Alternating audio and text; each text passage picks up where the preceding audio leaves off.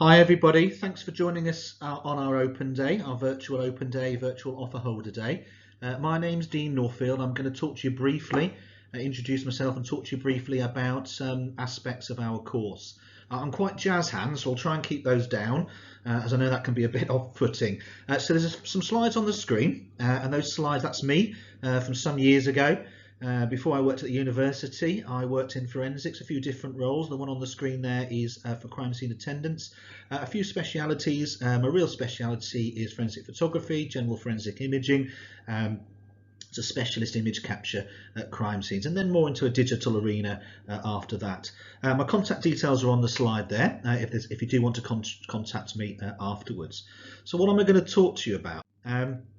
You will see on the platform the forensic courses and the policing courses are really broad, lots of different contents. And I am lucky enough in the role, and I love the role that I do, to be able to teach quite a broad set of disciplines in forensics. One aspect that I'm going to talk to you briefly about today is forensic photography. It's a key skill if you want to do crime scene work. So what I'm going to talk to you about is capturing a crime scene, and one of the key terms is composition. Where should I be? Where should I stand? What should I be looking at? What should I be considering? So not death by PowerPoint, but a couple of interesting things. We have lectures, we have lots of practicals. Here are some of our students you can see on the screen there in the crime scene house at the moment. They're sketching, they're looking around, they're searching for items, they're searching for evidence. They'll be using light sources, and then we have the gentleman in the middle there with the camera around his neck. You'll be taking photographs. Photographs are really important, okay, to take them as soon as you can in a scene to understand what is the scene itself, what is the area. That would be your overview. You would then have some mid-range photography. What is in the scene? What is it? What's actually there? Where is stuff situated? And then close-ups, where we would bring in the scales of measurements, might be using different specialist light sources, etc. All of which you would learn on all of the courses. So I'm going to talk to you very briefly about an example, the kind of thing that you would be getting your hands on and doing at our crime scene house facility, a domestic, a room inside.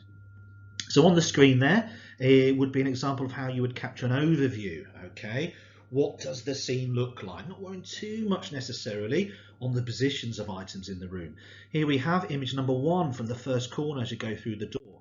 Image number 2, if we can, because you can't always, depending on step in place, depending if you can get around these scenes, get yourself to the next corner, shooting across.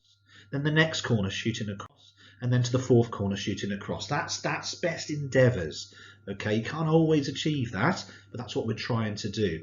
That would be classed as overview shot, wide, looking into the scene. The reason that I get you, or any books that you read, the reason that we get you to do these overviews and captures wide, certainly in today with technology, is that you could also do some overlapping shots that I've got on the screen there. What you can do with these overlapping shots, if you're in one corner and shooting and overlapping, is do these panoramics. So lots of you would do these on your smartphones now. You get your phone and then you can go around and it stitches panoramic photographs together. And that's the example on the screen, and that's been utilised in forensic photography and crime scene photography for some time. That's not necessarily a new concept, but it's something that we adhere to and ensure that you know how to do on a full digital SLR. So one other example of that then. From a corner, here we have 6 photographs that are overlapping, as you can see on your screen. That's fantastic. That's what it looks like when you take it into something like Photoshop, Adobe Photoshop. So you'll be using all of the latest technology in terms of Adobe. So Adobe Photoshop sticks the image together, and then you can crop that image into a panoramic. Gives you a really good concept, really good contextual view of what a scene looks like. Let's have a look at some of the problems then. There can be problems when you're using digital SLRs. Obviously what you're trying to avoid, and you would learn these, is you don't want underexposure.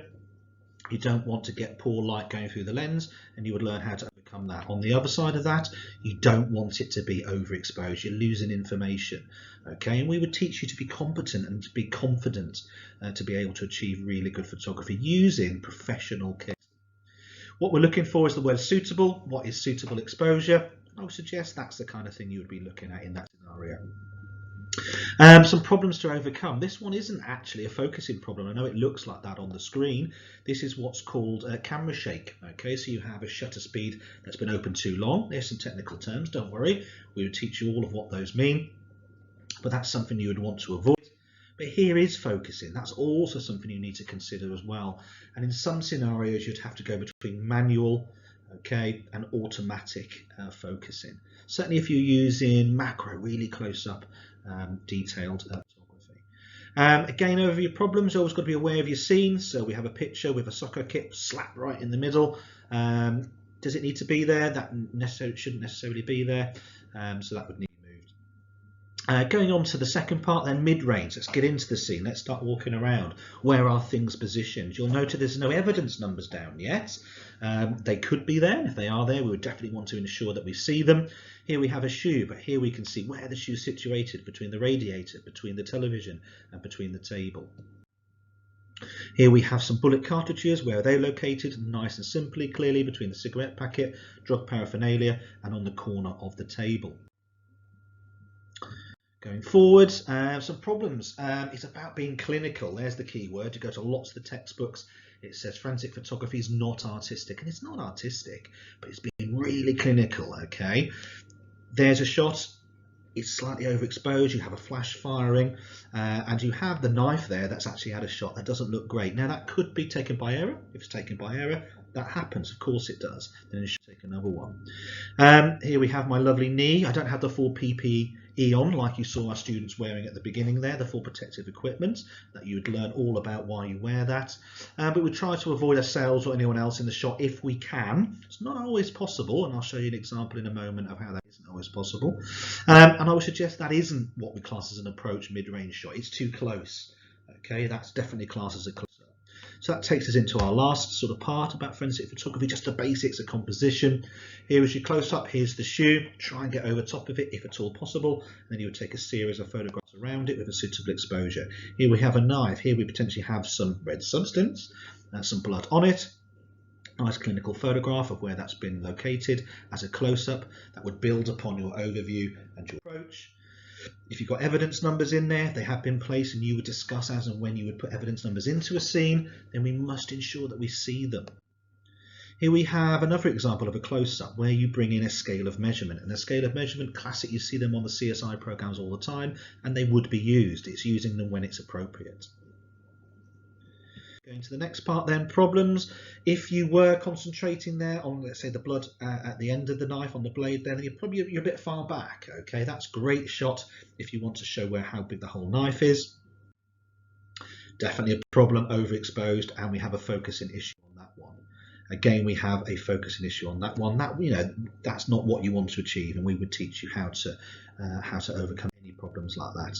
Oh my goodness me, not enough light in the lens there. That's too dark. So again, things that can happen if you're not competent and you're not confident in using the professional kit.